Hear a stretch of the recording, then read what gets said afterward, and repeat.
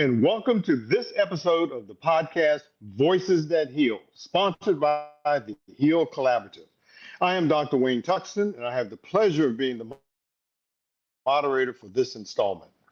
This episode will be simulcast on the Heal Collaborative Facebook page, the Heal Collaborative YouTube page, and will also be available to the Voices That Heal Facebook group.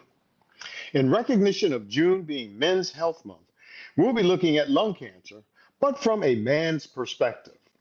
We will hear from men who have been diagnosed and treated for lung cancer, and from men who are caregivers to a spouse or a loved one with cancer. As many of you probably already know, lung cancer is the second most common cancer in the United States, with rates approaching 54 per 100,000 in men and 46 per 100,000 people in women. Lung cancer is the leading cause of death due to cancer, and the rate is 34,000 per 100,000 people in men and 26 per 100,000 in women. It affects a lot of people. The most common cause of lung cancer is tobacco, whether one is smoking it themselves or someone is exposed via secondhand smoke. There are, of course, other causes, which these include radon exposure and environmental pollutants. However, thanks to lung cancer screening and better treatment modalities, the 5-year survival rate for patients with lung cancer has improved dramatically and now sits at around 30%. One of the most significant factors affecting the chance of survival is the stage or how advanced the cancer was at the time of diagnosis. Lung cancer screening markedly improves the chances of identifying early stage cancers, because early stage cancers, which are present oftentimes before symptoms present themselves, patients have about a 61% chance of being cured or have a 5-year survival rate. So 61% for early stage. However, if you compare that to people who are diagnosed late, their 5-year survival rate is only 9%. So you can see there's a great deal of value in being able to identify lung cancer early on. When it comes to healthcare, many of us, in particular African American men, place great credence in the experiences and opinions of our family and community members. This is not to say that we don't also heed the advice of healthcare professionals, but we know who has our ear. Since this is Men's Health Month, we'll be guided by the stories of men who are either patients with lung cancer or are caregivers of spouses or loved ones who have lung cancer. We have 3 panelists with us now, and our 4th panelist may be able to join us in a little bit. But right now we have with us Mr. Robert Herbert, who is a lung cancer survivor, Mr. Billy McDonald, also a lung cancer survivor, and Mr. Douglas Pompey, who is a caregiver. I want to begin this program by first having each one of our panelists introduce themselves. And gentlemen, if you would tell us who you are and also how has lung cancer touched you. Let's start off with you, Robert, and then we'll go to Douglas, and then we'll go to Billy. Robert, take it away. Thank you very much. Thank you very much. Can everybody hear me? Yes, sir.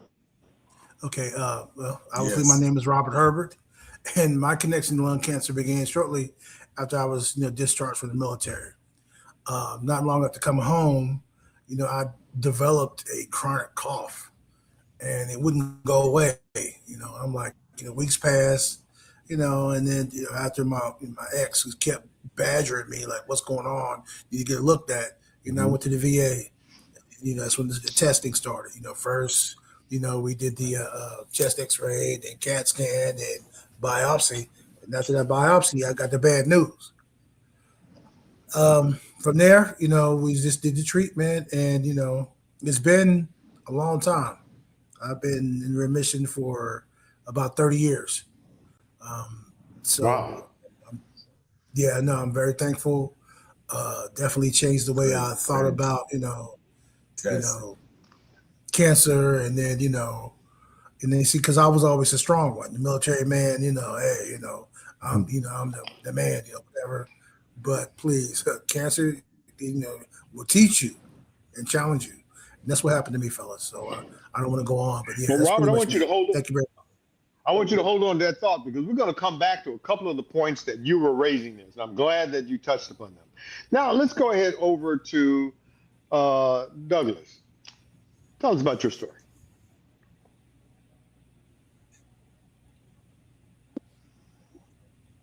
You might want to come unmute Can yourself everybody there, hear me? Douglas. We want to Can hear. everybody hear Now me? we can, sir. All right. Yes, All we right. can. My name is Douglas Pompey. Yes. I'm a caregiver to Shirese Pompey, my wife, for 30 some odd years. 12 years ago, my wife was finishing her upper master's degree at Western University in Michigan. And I took her to her class, and she was climbing up these steps. And I noticed when we got there that she felt a little tired, and she had been feeling tired.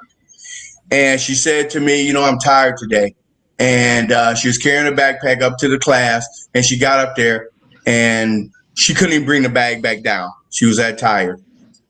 And so we got home, and she had been feeling tired, not a lot of energy. And my wife has energy. And so we got home, and she was like, well, I'm tired.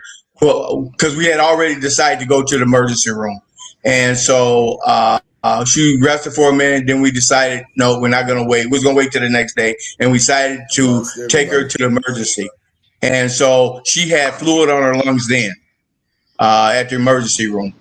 We found out, but it took almost 2 weeks, 2.5, maybe 3 weeks for her to for them to diagnose really what she had.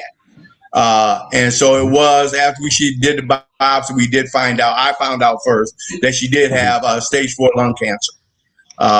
Boy, was that painful to hear a woman that's 40, right, Sean? I want you to put a pin in that. I want you to put a pin in that because, again, you raised something that we want to come down and have a little longer discussion about in just a couple of minutes. Oh, okay. But thank you for raising that. Okay. Say, Billy, Okay. Again, introduce yourself and tell us, how has lung cancer touched you?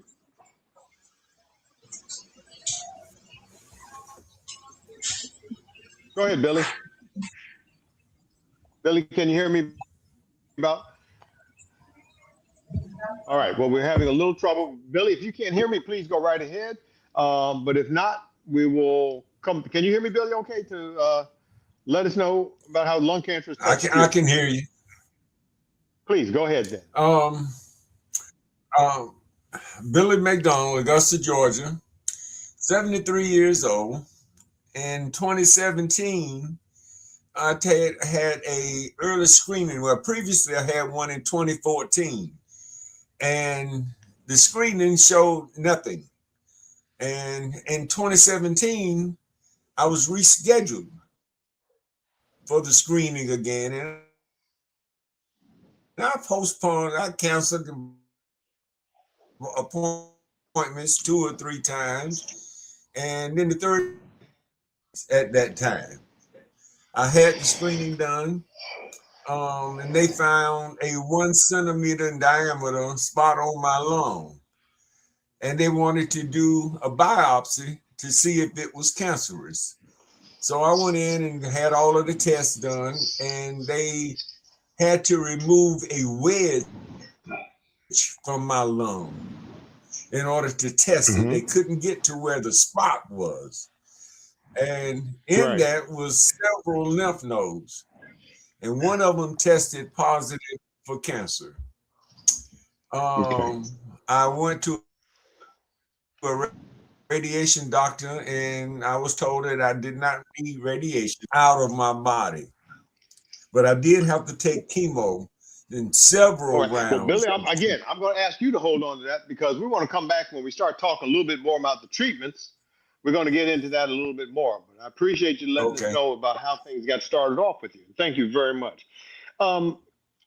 Robert, you said something I think that was very interesting, particularly since in this chat is men.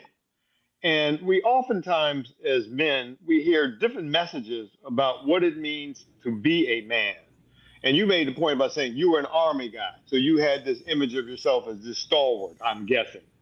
So how do you think this perception of what you were told is being a man, how did that shape your attitude about your health and how you're going to respond to your health and in caring for yourself going forward?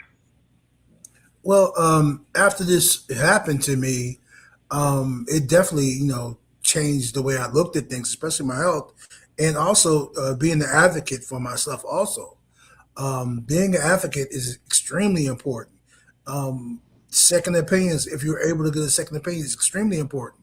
So, you know, um, this definitely, made me more in tune with my health and also my family's health, also. So, at first I was be like, I would, it wasn't a big deal about going to the doctor. Now I'm like, hey, go to a doctor if you need therapy, mental therapy, go get therapy. I'm like, I'll challenge everybody in my family, friends, hey, take advantage of it. But you at first, your response to your symptoms, what was it? And because you made a point of saying it was your ex who encouraged you to finally go do something about this. So it doesn't sound like you were the one who initiated that action back then. No, sir, that wasn't the case. Yeah, it was her.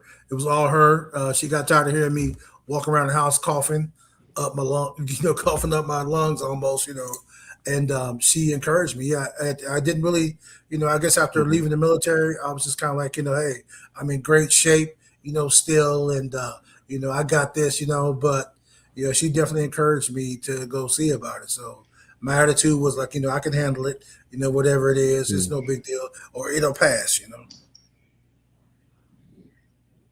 Mm-hmm. Mm-hmm. So Douglas, you mentioned that your wife was having trouble going up steps. When you look Hmm. back, how what were some of the early symptoms, and who was the one that really said, "Hey, wait a minute, you have a problem"? Was it you or was it her? It was definitely her. It was definitely her. I mean, when I think back, we were so. I mean, my wife was working. We were busy. We both worked we both seen each other because we both worked at the same school system. But we were busy, full time. I was Mm-hmm. coaching a basketball. We was just basically too busy. I would say my kids were playing bad. We had three teenagers, so we were definitely too busy. But my wife, was so good at. I don't want to say hiding, Mm-hmm. hiding, but she's just that tough person. So I just let her be tough. And as her husband, let her be who she is. But she was the first one who noticed it. But Shy is just a tough Mm-hmm. person, and we were so busy. And when I think back on that, I should have noticed it. I should have noticed how tired she was getting. But Mm-hmm. uh, um, we were just too busy. And she noticed it first. Gotcha. So yeah. So, so Billy, what was the how much time had elapsed from the time you first had some symptoms to the time that a diagnosis was made? And why was there a delay for in your case? Mm.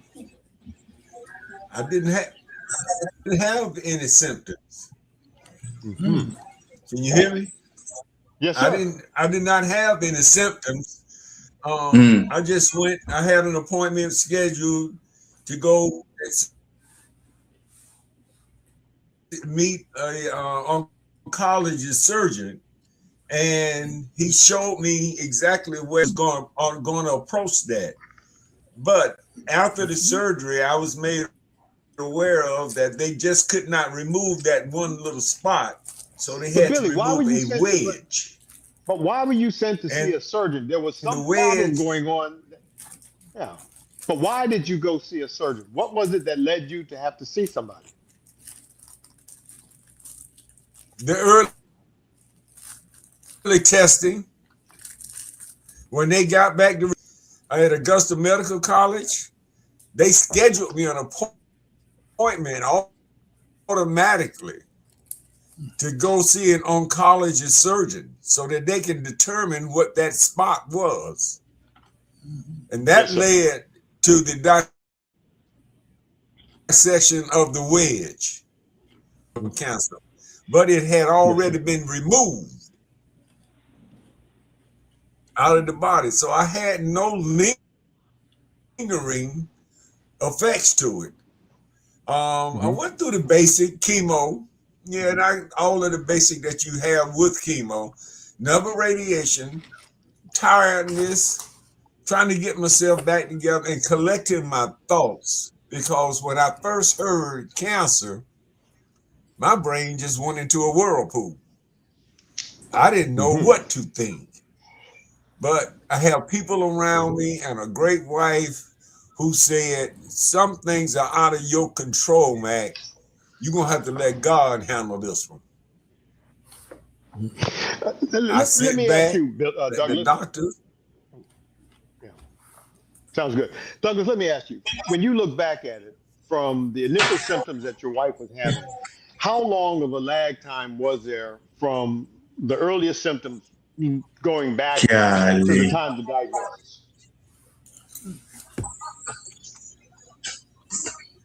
Yeah, probably about 3 or 4 weeks. Lag time. Like I said, we were so busy doing life, taking care of our kids. You know, she was working every day, but you know, she was tired. And when I look back, and those 3 weeks, you know, as you answer the question, you know, she was feeling tired. She was out of breath, you know, and so just trying to do life. And you never think in the back of your mind that your wife has cancer. It never entered in my mind. She's active. And then, you know, but when I think back those 3 to 4 weeks, she was feeling tired and not so much coughing, not the cough, but the tiredness, and out of breath. So, but yeah, when I think back, she did show signs of it. I just, you know, as a caregiver and a dad and, you know, with our kids, teenagers, it just, you know, you lose track. But you know what? Now I'm totally focused. You know, it wakes you up. Tell me about that conversation. I want to know about that conversation you and your wife had when you got the diagnosis. Jesus. What did you think and what did she think? Tell me about that.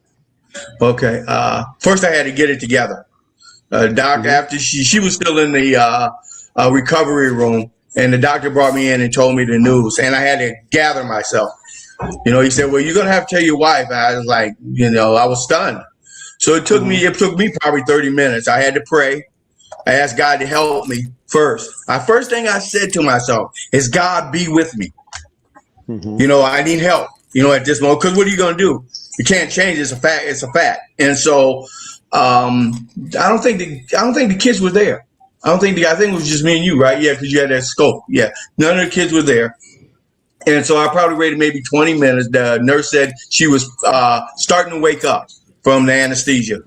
And so about maybe 20, 30 minutes. And so me and my wife, before she went into the scope to see what was actually going on, we both had some idea at that point that it probably was cancer. Is everybody still there? Yeah. Probably was still cancer. Yes, And okay. And so I went into the room, and she was just starting to wake up. So I waited a minute till she, you know, she wasn't in a daze or anything. And I told her, I said, Cherie, I said, sweetheart, it's what we thought that it's bad. You know, it's cancer. The doctor didn't say what it was, but he said it was cancerous. And the nodule. He didn't say what it was ALK or anything. He just said it was cancer. And so the doctor, your doctor would give you more information on what it was. And so I was in tears. And so so that's, you know, what are you going to do? I mean, you know, all you can do is trust God. You know, that's what first came to my mind. That's what I told her. I said, Lord, Sharice, we're just going to trust God, because it's going to, like the man said right there, it's in his hands. We're going to trust the doctors and everything and move forward. We're not going to give up. Right. I remember saying that. We're not going to give up.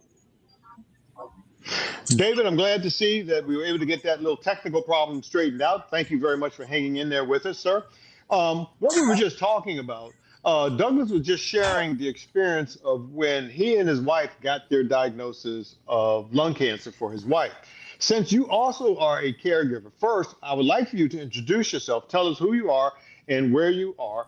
And then I wish if you could share with us what that moment was when you got the diagnosis of lung cancer and how you looked at the future for what you were going to do for your wife. So again, sir, David, please go right ahead. Good afternoon, everyone. Hope everybody's doing well. Good Uh, afternoon. I am originally from Jamaica, as you can probably tell or not tell from the accent. And my wife, God bless her soul, we were dating and she was doing her residency at Howard University. And she got a stage Mhm. 4 lung cancer diagnosis in the middle of that. I was doing the back and forth. And essentially, there were a range of emotions that happened, of course, because, we were planning on getting married and doing the whole picket fence, 2.5 kids, and all that wonderful stuff. But the the lung cancer put a wee bit of a wrinkle in all of that. And essentially, what had happened was her care team, if you will, for lack of a better word, at the university, and I will always say big up to Dr. Thomas, her pulmonologist, who listened to her, because that is something I've observed since I've been here. That a lot of times when individuals are having certain pains and problems and maladies, especially if they're not white, and even the white people have the same challenges, they're not listened to. But fast forward, her pulmonologist helped her to quickly get tested, check what was happening with her. The diagnosis came back, went to John Hopkins, got a biopsy done to see what stage the cancer was at. And when the news came back that it was stage 4, it was heavy because my wife is literally the picture of health. She runs 5Ks, ballet, track, you name it, she's done it. Very active. And there were no signs. The only sign was just uh, slight shortness of breath. And Mhm. when she went in for that diagnosis back in Jamaica, by the way, because this we got the early warning signs in Jamaica, but they don't have the sample size, if you will, on the various types of cancer mutations that the states would have. And as such, they just wrote it up to, oh, it's just pneumonia, scarring of the lung tissue. And that was it. Fast forward to coming over to here in the States, going through a residency, and they did a little bit more in depth, plus they have a larger sample size to diagnose what it was. Now, coming back to the emotional part of it,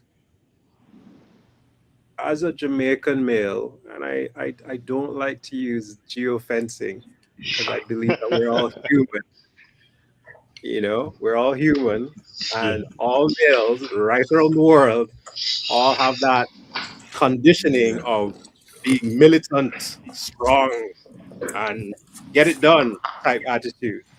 Right. But when someone you love gets diagnosed with a potentially terminal Tough. disease, all that goes through the window. Like there's a Red Lobster bathroom somewhere in Maryland that has a hole in the wall because Okay. right, yeah, don't let the button up fool you, right? Okay. I had everybody has a boiling point and they need that release. And so for me, I got that quick release, and afterwards, as per my mechanical mind, if you will, I went to thinking, okay, what can I do? What can I control? What can I contribute? How can I help her without being a bother That's at the right. same time? And I quickly learned boundaries are important. And I know it's a weird word to use when taking care of someone, but a lot of the times I find that as you go through the caregiving gamut of emotions, you forget to take care of yourself. You forget to give your wife or your loved one the necessary space to also process what they're going through and check in on them afterwards on a regular basis. So that is my Yeah. journey and short story. There are lots of other So, details, and we can go into when you're ready. oh, we will get into some of that. Um, Billy, it was interesting what we heard from Douglas and David talking about a team kind of a thing there. Now, you mentioned about the support that you got from your wife. How has she supported you, and how have you let her support you or work with you through your treatment and this journey so far? Well, first of all, I had to realize that I had to kind of step down a little bit. Instructions, because I felt Mm-hmm. like the most important thing was after God had brought me through this and gave me a caregiver was to listen and follow the instruction that was given to me by her. And at times, I wanted to do what I wanted to do, but she was a little bit strong in there. And because I was, kind of emotionally I felt fine. I never had any issues. And if I had not had that early testing, I never would have known that I had that spot on my lung.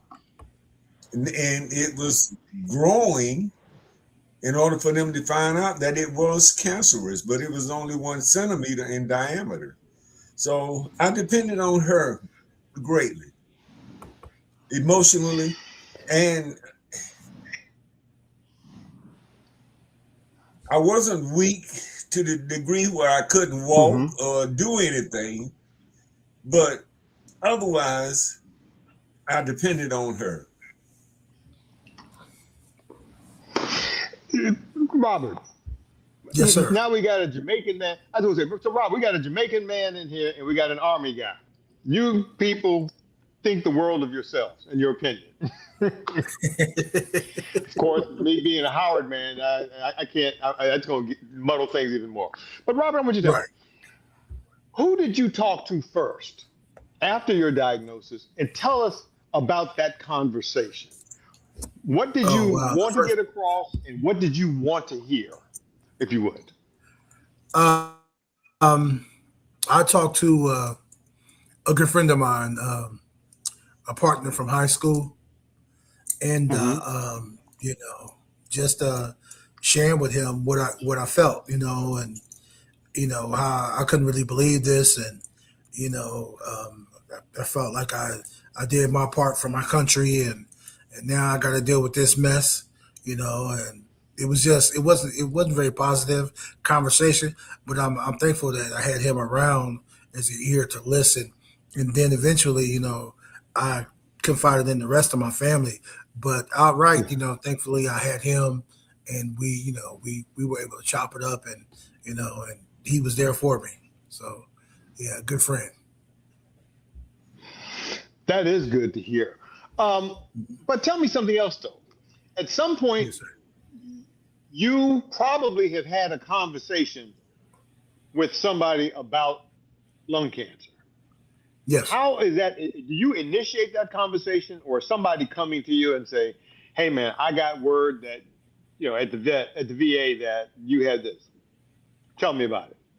Tell me, is Um, that something you have? And what do you tell people?"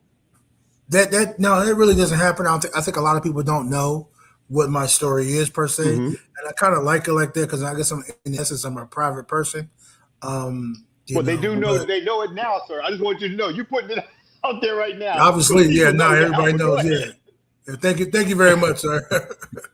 Yeah, the cat's out the bag, right? Yeah, but yeah, I didn't really, I mean, nobody really comes to me, and I guess I'm getting, better about thinking about ways I could, share my story, and maybe be an advocate for African American veterans in some way, to where I could, Man, hey, we could talk about, taking care of yourself, and being honest with your family, and just sharing your story is important, and that you're still here, throughout all your ups and downs, that you're still here, and that you can anybody can make that challenge. accomplish the mission. Yes. But go back to that. Being honest with your family. Because the stereotype of men is that we're going to try to keep this stuff inside. We don't want to share and talk. So, how are you honest about a health issue with your family or your friends? Well, just kind of break it down to them. This is what I'm dealing with. So this is why I may be out of the net. I may be, I may have good days and bad days. This is probably the reason why. And this is where, I could use your help. That's another thing. Asking for help was a lot for me.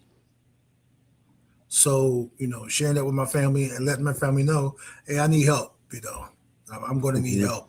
We need your support, so this is what it is.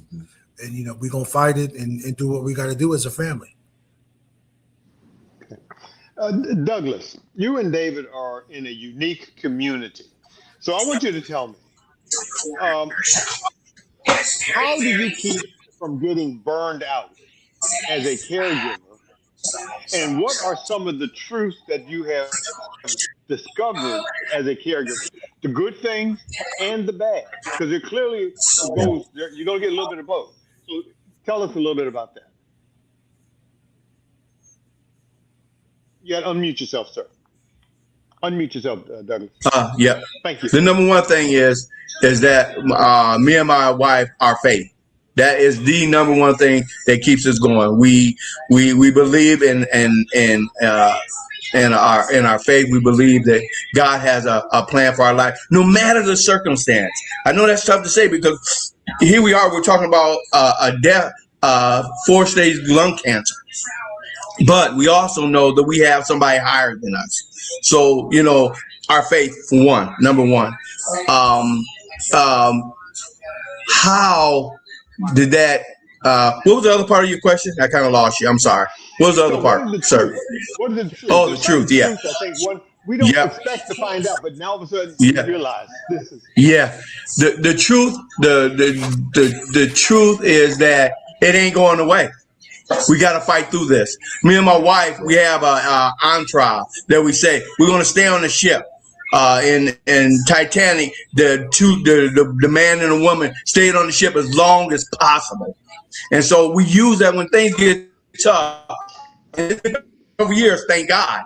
But the truth is, we want to stay on the ship. We want to fight this disease. We want to do whatever we can. And so the truth is we stay on the ship. We stay together, right?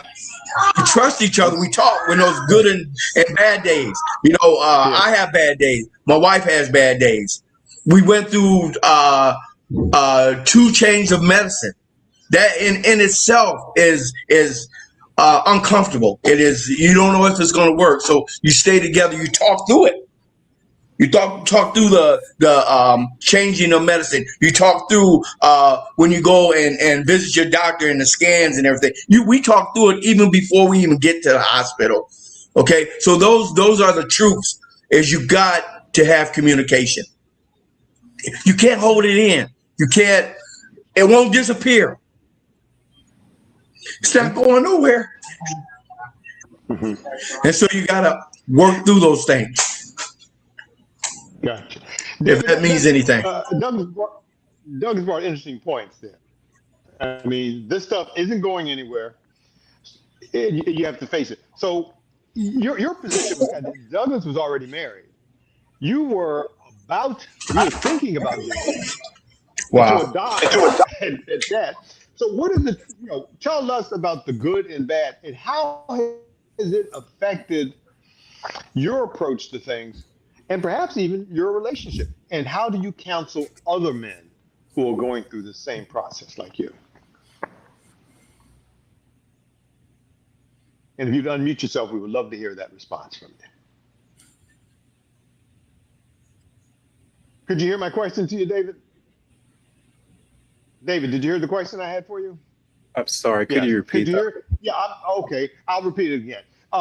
So I don't know if you heard a lot of what Douglas was saying, But the question is, what are some of your truths that you guys went through? Because first off, at your age, second, you weren't married yet, and how do you talk to other people coming through the same situation that you might be going through?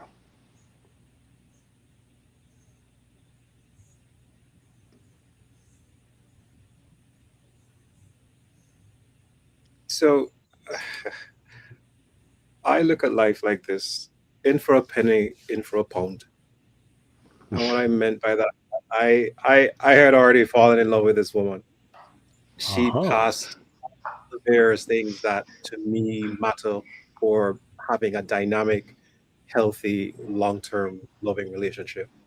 And so whatever maladies, whatever ups and downs, whatever challenges that would come our way, I was ready and committed to her before the ring.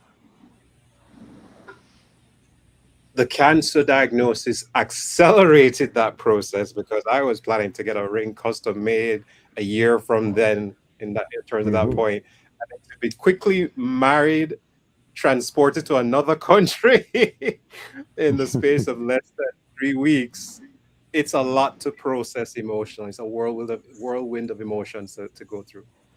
And for anyone that is going through that process or in that process, I would say to them communication. And I don't mean superficial communication, because my wife and I practice, well, I practice radical truth, radical transparency.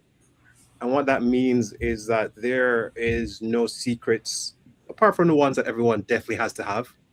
But there Mm-hmm. are no secrets when it comes down to the overall health of our relationship, of our mental health, our physical health, our emotional health. We check in, we talk, we vent, we cuss, not each other. But you have a bad day. That heifer, oh, Jennifer in accounting is getting on my goddamn last nerve. That type of stuff, right? Everyone has Yeah. that. Everyone goes through that. And so those are the things I would say to them. Hang on to that, and never be afraid to ask for help, because based on what Robert was saying in terms of asking for help, I know, especially as I'm not sure if you're active or former military, retired. Thank you for your service, sir. You went through a lot, and that training, that military training, does something to your mindset in terms of how you approach life. And for you to ask for help, I think people need to take a page out of your book and go even further and quickly identify who you're going to be asking for what. And what I mean by that, I have a term that I borrowed from someone, FDR. And everyone has that in their friend groups in terms of F is for feelers, your emotional support people, touchy feely, type people. D is for doers. Those are the people that you can ask to mow your lawn when you're at a 5 and you can't get out of bed. They'll quickly get up and do that for you. And R is for respite. Those are the people that they're so caught up in their own world and they drag you in. It's a beautiful, welcome distraction. And so when you identify FDR, who you have, you know who to ask what questions. You're not going to ask a feeler to do something for you because they're going to get all overwhelmed. Oh my God. And, it's not helpful. And so you too have to do a bit of analysis in terms of who you're going to ask for help, because not everyone is built to help you. And that's what I would say to them in terms of how they approach it. That's very good. However, sir, I'll tell you, as says the Roberts, your secrets are out of the bag now, so you're in trouble, bro. I'd be very careful. You thought you had secrets that you didn't talk to your wife, but I think she's going to ask you about some of that later on. So it's interesting to hear. Well, yeah, I'm not married, so I'm good though. So you good? Well, then let's pick up on David's thing. Tell us about your FDR then. I mean, do you have? I mean, do you have some guys that you just kick back and we always say that the old joke is that you can sit down, not see a guy you went to high school with you can't see this guy for 10 years, and in the space of how you doing, I'm fine, you all have caught up. So how do you? Yeah. What does that community of lung cancer survivors look like for you? Do you sit down and talk to other people, other men about this like that? No, I don't. I just have my circle. I just have my small circle of friends. One thing I do notice, the older I get, the smaller my circle gets, because some people are just just in your life, or just there to help you get through something, or for you to help them. So my circle is small, and those are people. I have my people who my feelers are. I have my people, that are doers, that will help me. I got, one or two of those, but the doers are just really kind of, you got to be careful what you say to them, because if you say a certain thing, it's going to get done, regardless of how you may like it, it's going to get done. And then, you have your rest. Yeah, people who you can talk to and just listen to their problems. And it is a welcome break from what you're dealing with. So, I have all those, thankfully I do, but it's small. It's a very small circle. And I'm thankful for that, man. I've learned that I don't need a big circle of friends.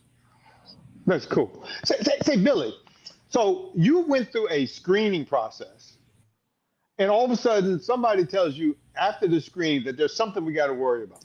How did you make the decision to say, okay, go ahead and proceed? What were the things that were going on in your mind as you were saying, okay, we're going to make an incision in you, we're going to cut out part of your lung? Process. Tell us how you process that. Well, in the beginning, it was not a fact that they was going to remove that part. They was just going in and removing that spot, but they were unable to do that. So to get to that spot, they had to remove a wedge.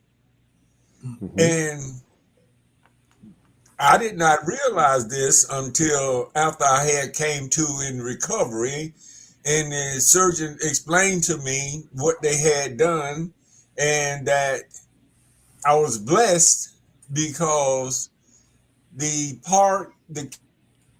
cancer was in the part of the wedge that they removed, which, gave me, at ease. And my face wasn't tore up any longer, because she knew that there was help on the way. Right. Yeah. And when he said, I'm going to send you to radiation and see what they say, but you may not have to take it because it's already been removed from your body. And that's what happened. So they sent me to chemo. And that right there became real tedious. I had my wife, a niece who she worked at the Medical College of Georgia. She used to come over almost every day when I was there just to be with me and keep me company. And my sister. And when my family came around me, it gave me more hope. And it let me know that I was important. Even though no matter what I thought prior to that, it showed me. And not to mention the friends who would say, man, I'm praying for you. I'm praying for you. A lot of folks did not realize that the cancer was no longer in my body. They thought I was still going through the cancer. I was just going through the recovery part of the cancer, which was the chemo. And once they told me that my session was over and I went to ring the bell, I disappeared and everybody was like, well, where Billy at? I went and rung the other bell because I was excited. So other people became excited, Right. And it really changed my life and my family's life, because we realize nobody is exempt. Tell us one thing, though. What went through your mind while you were getting the chemotherapy? Did you ever want to say, forget it, I'm not going to do this? Or did you just persevere? And what was it that got you to persevere through the chemotherapy? I just persevered because I still believe that there were some more things that God needed for me to do in my life. I had a family and children that I wanted to see raised up. Mm-hmm. And I just believed that there was other things for me to do in life. And so I prayed a lot. I prayed more than probably I ever had, even though I am a veteran also. But Thank you for your service. that's different. Yes, Army. So that was different than being in the service. This was real. Yeah. This was right here, up close and personal. And Sure. for a long time I thought, man, how did this happen to me? I never felt any symptoms. I was a smoker from a teenager on. I went through the military. I worked at factories and companies and plants. Never had any idea that something was going on inside my body. If something as small as 1 centimeter in diameter could have taken my life. That made me Billy, think a lot different. you are clearly the poster child as far as why we get screening. So we're going to come back to that point in a minute. But I want to ask the two guys who are caregivers. And we'll start with you, David. How do you sit there? Because both of your wives had stage 4 disease and were quite symptomatic at the time of treatment. So how do you sit there during the treatment? What's going on through your mind, and what is it that are you there to support? Are you there to break down the roadblocks?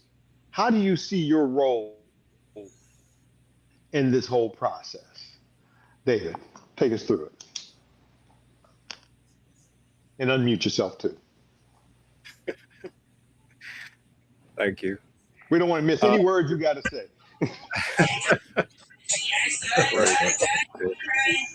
So,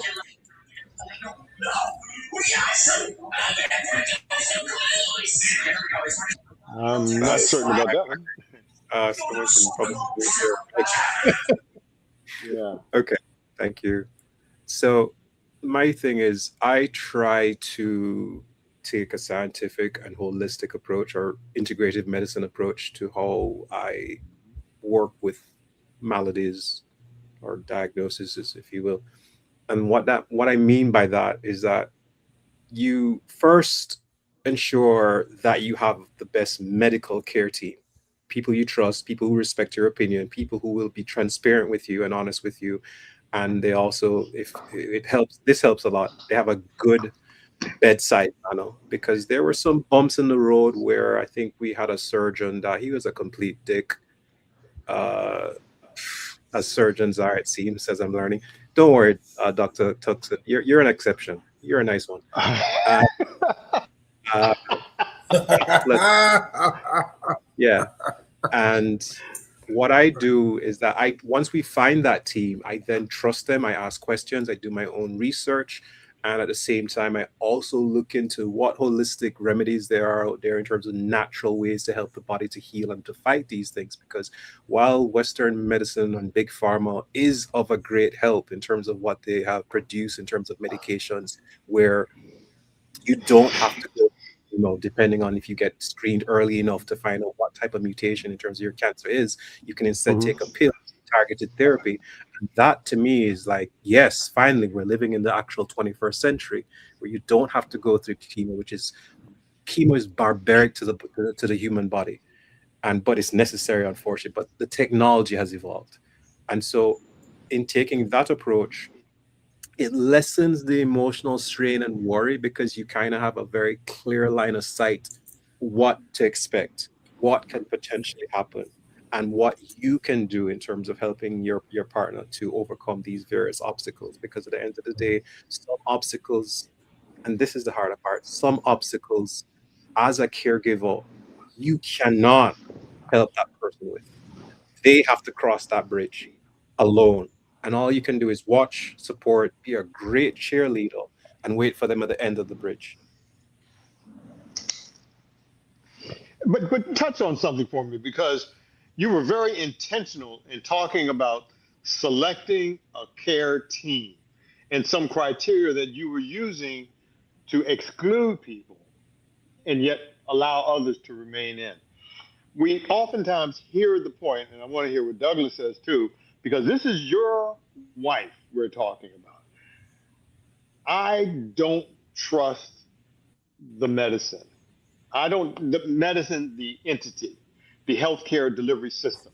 I don't think that they are doing the right thing by us. And we hear a lot of times people say, I know my body better than you do. In some cases, that is. But how do you get past that of saying, hey, maybe on this one, somebody else does know more than I do? And how do you trust them to take care of your most, and I don't mean commodity in terms of ownership, but commodity in terms of the thing most dear to you? How do you work through that?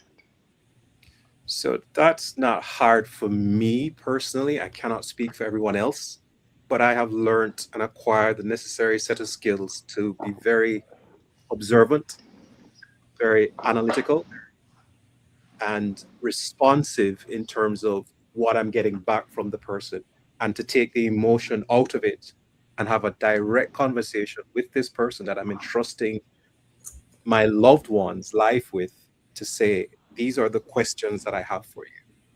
And I try not to be not threatening because it is a part of our makeup, I find, as men, when someone threatens or mistreats or slights our loved ones, our family, our relatives, or people close to us, we want to instinctively protect them. And sometimes that instinct can override the communication process, where you're forgetting the fact that this person is trained, this person is board certified, this person has more knowledge than you, and you have to take a more humble approach in terms of how you talk with them, and also actively listen to what they're saying. And if you do not understand anything that they're saying, never, ever let pride get in the way of asking the stupid questions. There are no stupid questions when it comes on to the person that you love. Stupid question. Douglas. Now, Douglas, some interesting points there, but you added another piece to it when you were talking about your wife, and that is, that sometimes in the African American community, we may or may not be getting the same level of treatment that others in our community may be getting. Did that color your responses as you were trying to look at people who are going to take care of your wife? Or did you, I know your faith was very important to you, and I think David just listed quite a few criteria and things that he's going through, and we heard a little bit about what Billy, so tell me, what is that? You're there. How do you handle all those different voices and emotions that you're getting to be supportive of your wife? Okay. The biggest thing that I wanted my wife heard. As I sat there, I listened to my wife, the question she was asking. I wanted to make sure that the doctors understood what my wife was saying to them and what she was feeling. And if they wasn't listening, I took it on myself to say, hey, this is what my wife is trying to explain to you, what's going on and what she needs. Me and my wife, we were in sync on if we were getting the best care. And if we wasn't, we knew it instantly. That the care that we were receiving from the hospital we were at, it just was not working. Like you say, we went from a smaller hospital to a university. We knew instantly. Reducing the medicine. We knew instantly that we had to change. And so being a caregiver, listening to your wife, listening to her is so very, very important. Listening to her and what she needs from you, and reducing the medicine. Give an example. And so that was very important. Thank you. Robert, let's kind of go back to you as the patient's perspective. Were you ever concerned about the care that you were getting, or were you always confident of what was happening? And were you comfortable in saying, "Hey, I want to have an opinion in how we're going to drive this bus"? Yes, you are driving the bus, but I want some opinion in which road we're going to go down. Were you involved, and how did you take some action with that? Yeah, I was definitely involved in that. I learned early on that you have to advocate for yourself and to ensure that your doctors are listening to you. My Mm-hmm. doctor, my team, I thought they were pretty good. Obviously, I don't know from anything, but just in talking to them and their bedside manner and the fact that you could see they really cared. At least I felt that way. That it made it a lot easier for me. But I always want to make sure that I could advocate for myself and speak up for myself. And and also what I would do is after every appointment, I would try to record the conversation in a sense so I could go back over it and just because in the office you may not pick up on everything that's said, so I'll go back over it and transcribe it and try to look at it and see what I could have said better, or if I didn't think my point was going across like I should have, I would do that. So um, just just being, you got to trust your team. You have to trust your team somewhat. Mm-hmm. But if I was able to get a second opinion, I definitely would have. But at the time, I really couldn't. Um, but because the VA was Well, my only option for yeah. medical care at the time. Well, let's first off say that you are here and doing well. So clearly, the team did a good job. So I'm going to give Obviously, kudos yes. to the team. Now, even since you felt that, and I applaud your recording the conversation for later looking at. Why didn't you just take somebody else with you also to have another set of ears? Sometimes it just, I guess I felt like I didn't really want to bother anybody. People work through the day. The appointments are when they are. I'm like, I just felt like I did it by myself. But sometimes I would also like call someone and just let them listen to the conversation also while the doctor's in the room with me. Mm-hmm. And then we'll go back over later, after the appointment to pick out the points we thought were important. Mm-hmm. Also cover things that we think we could do better, that I could do better when I'm talking to my doctor.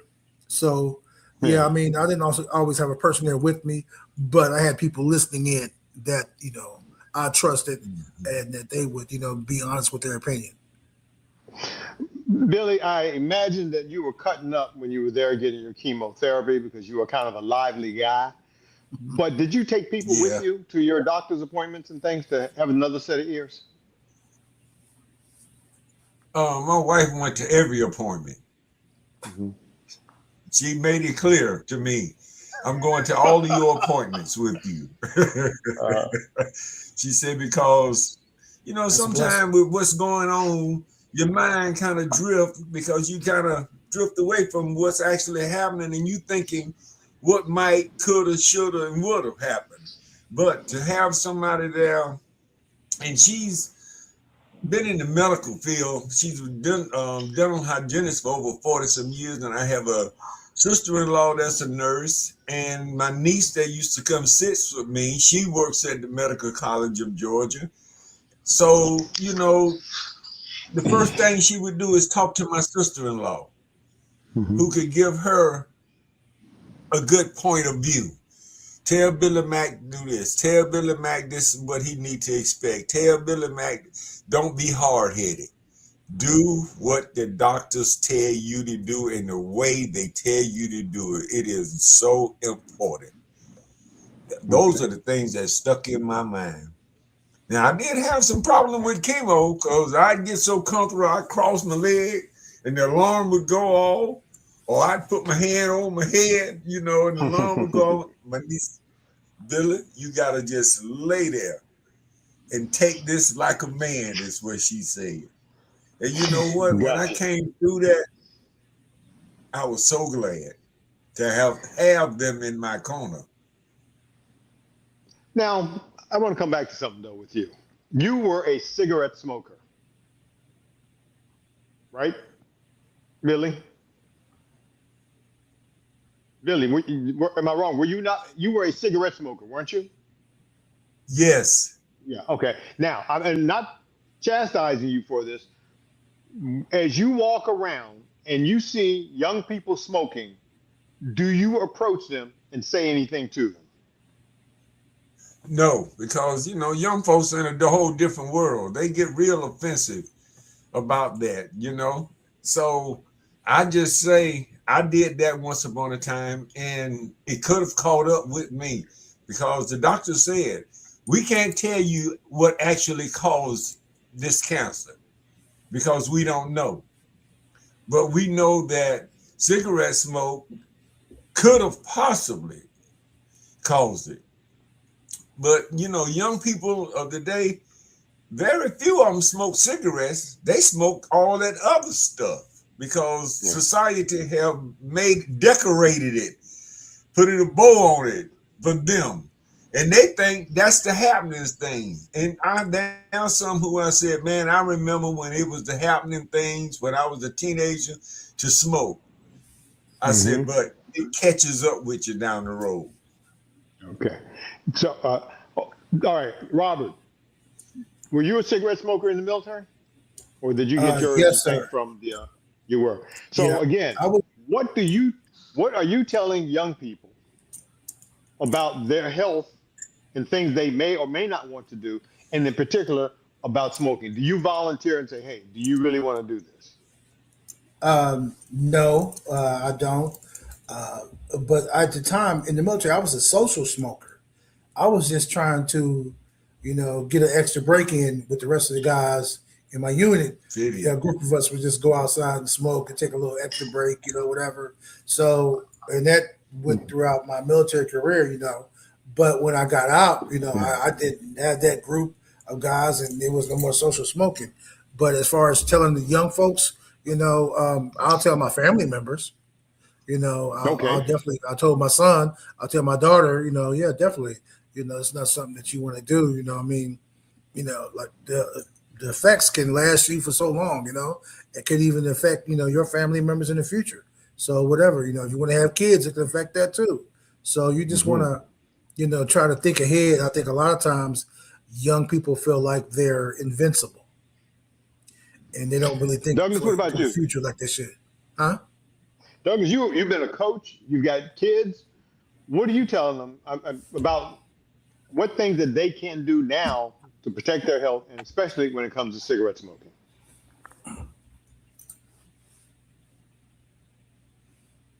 Unmute yourself, sir. Unmute yourself. You're muted, Douglas. We want to hear. We Yeah. want to hear everything. You muted yourself back again. You're so fast at it. You hit the button. Hit the button again. Okay, There there you we go, go. sir. Okay, I'm sorry. I definitely tell young folks don't smoke. Smoking is just bad. But even though my wife was never a smoker, my family smoked, and I smoked maybe 5-6 years of my life. And smoking is horrible. It catches up with you. I just didn't have. I didn't have. I did it. I started off smoking because, like Robert said, social. I was around my other friends. I did it. My wife never did, and so. But yeah, I'm an advocate for telling young people don't smoke. Yes, if you All right, thank you, you sir. know, and tell them it catches up with you. Yep. David,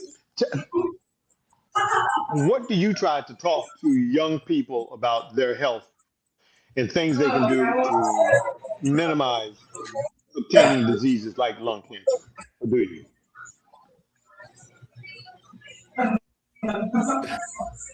So as Billy and Robert said, in terms of talking to young people, it's a double-edged sword because we were young Yes. once and we didn't listen to our elders, so they're not going to listen to us. But just facts. But if you take a psychological approach to it, like you are approachable by simply observing them because pattern of behavior is real. A lot of these kids nowadays, they're doing the non-alcoholic beverages and trying to slightly live healthier. Social drinking isn't laced with alcohol anymore. That's your in to say, hey, in the same way that you're trying to take better care of yourself and your health, you should also probably lay off the smoking a bit, because there are terrible cancer mutations out there that actually hit you and keep you down, and you won't see it coming until it's too late. And so my thing is to simply say to them that in the same way that you go to the gym, you try to eat healthy, you try to maintain your looks, you got to also maintain what's happening inside your lungs. And in order to do that, you unfortunately may have to give up, your tobacco or your weed smoking. And at least with tobacco, there are compromises in terms of this, because once again, we have to take into consideration that it does have addictive properties, and it's not the easiest of things to wean off of. And so you have to have milestones for them to follow and say, hey, instead of smoking weed, have a gummy instead, once a week. Sure, ruin your teeth. Yeah. Sure, go ahead. Yeah. Ruin your teeth instead of your lungs. All right. Right, Gentlemen, exactly. I want. We're going to wrap this up, gentlemen, because I've enjoyed this conversation, but I really, we do have to come to a little time. You ain't say nothing. I want 1 minute thing that you want everybody, the big take-home point that you want people to know And don't from say your just experience. I'm going to start with Robert, then go to Billy, David, and then going to end up with Douglas. I want the 1 minute, Billy. I want the 1 minute approach to this. Start off with Robert. Go ahead, sir. The take-home point. Okay, 1 minute. My approach is to be an example within my family, and the people in my community, and just lead from that way. I don't want to be overbearing. I don't want to be pushy. But, I do have a wealth of information. I think about some of this stuff and, what I went through, and it could be valuable. So, I just, I'm thankful that I'm still here after all this time, dealing with other issues and still here, kind of dealing with cancer kind of helped me, be able to handle other issues I've had down the road. So, just be an example. I think it's important. Thank you very much. Billy, what is your one big take-home point you want us to have? Early testing. That is so important. And I don't think it matters how old you are, but the sooner you have it done, the better off you will be. Discover what's going on inside your body and be willing to share that with other people, just in case somebody might need to be lifted up, to know that they're not the only one. This is happening to a lot of people. Fantastic. Thank you for that. David, your take-home point. My take-home point to everyone is don't let fear or pride get in the way of maintaining your body's health and internal manners that you have. Always make sure you do regular checkups. In the same way you service your cars, change your air filters in your house. For African-American communities, you don't change that battery thing that happens in terms of the fire alarm. That's fine. You get a pass on that. But everything else, make sure you keep and don't let fear and pride get in the way of that. Thank you. And we'll make sure you get our things changed. All right, Douglas, please. Your take-home point, sir. Get a second opinion. Don't if you feel anything within yourself as a caregiver, talk to your spouse and say, hey, I think we need to go another direction. Be honest with your feelings. Be honest with the doctors. Be honest with your family. And please, please, please know that, hey, cancer is not a death sentence. My wife has lived 12 years, praise the Lord. And it's because of medicine. It's because of her faith. It's because of her care team. And we put all of them together. All of them, we want to make sure all of them are involved. So, yes, if all those things are not happening, please get a second opinion. Please get a team that works for you and works for your family. Wow. Well, gentlemen, I want to thank you very much for taking time out of your busy days to participate. For those of you who are, I wish you a happy Father's Day coming up. And for the rest That's of us who right. are listening to the good words of advice that we heard today, I hope that you found the discussion informative, affirming, and encouraging. As treatments have improved, the survival rates for those with lung cancer have significantly improved. But the two Hmm. best ways to decrease our chances of dying from lung cancer are number one, don't start smoking. And if you are a All right. smoker, please continue to make the Stop. effort to quit. We know it's difficult, as you heard the gentleman talk about. It is addictive, but if you keep trying, the benefits are so great if you can quit smoking. The second thing is, as Billy said, if you are a smoker, please, please, please get screened for lung cancer. Just to remind you, this discussion will be available to the Voices That Heal Facebook group, on the Heal Collaborative Facebook page, and on the Heal Collaborative YouTube page. Thank you all very much for being with us today, and I look forward to your being with us on the next episode of Voices That Heal. Gentlemen, everyone else, thank you very much. Have a good day. Thank you very Thank you. much. Have a good day.